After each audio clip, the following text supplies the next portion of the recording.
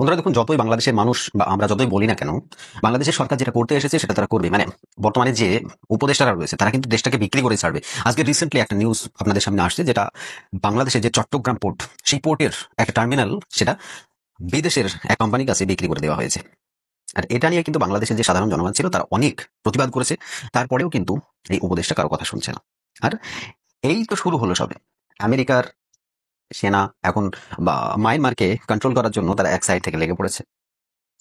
বাংলাদেশে এখন নতুন নতুন কিছু হবে, যে সবগুলো এতদিন আপনারা আশাও করেননি। ওদিকে তো সেন্ট মার্টিনের কথা ভুলেই যান, ওটা তো অলরেডি হয়ে গেছে, সোল্ড আউট, ওটা সোল্ড হয়ে গেছে অলরেডি। তো ওটার কথা ভুলে যান। এখন চট্টগ্রামের দিকে নজর। চট্টগ্রাম এখন আমেরিকান কোম্পানির হাতে। আর এই নিয়ে বাংলাদেশের মানুষ প্রচুর সংগ্রাম করেছে, প্রচুর বাধা দিয়েছে, তাতে কেউ কিন্তু শোনার কিছু নেই। কারণ আমি করবো ভাই আমার বাপের সমস্ত কিছু, তাতে তোমার কি যায় আসে, এরকম একটা ব্যাপার আর কি। এই ডক্টর মোহাম্মদ ইউনূসের হাতে যদি বাংলাদেশ থাকে, তাহলে আজকে কেন বাংলাদেশ আগামী 2-4 বছরের মধ্যে প্রায় শেষ হয়ে যাবে।